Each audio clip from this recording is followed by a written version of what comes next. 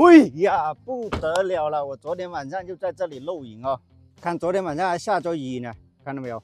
这雨珠还在下面，但是幸好我有这个车窗排风神器，所以睡在车里面很舒服哦。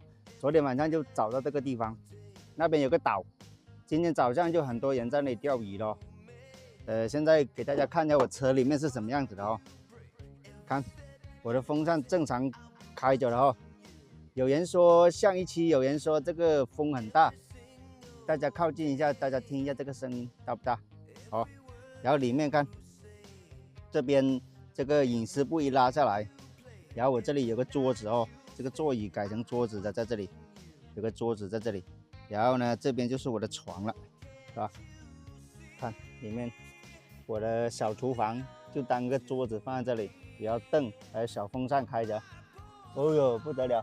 这边还有一个风扇吹进来，然后在这里面呢是对流的哦，然后这个空气是对流的，这边吹出去，这边推进来，然后晚上睡在这里面就不会闷了哦，然后再加上一个小风扇这里对着自己吹，哎呀不得了了，看这边吹，然后呢我的装备呢放在一边，然后我就睡在一边，睡在这边。是吧？一个人睡在里面很宽敞的，不得了啊！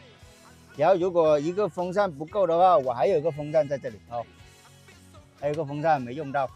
昨天有点冷了，昨天半夜有点冷了，所以都根本就不用吹风扇。下雨了，有点冷。然后还有呢，如果是灯不够亮，这里还有个灯，这个灯是吸在这里的哦。我这里面有个置物架，不得了了。都有这个灯吸在这里，想照哪里就照哪里哦，照这边就照这边。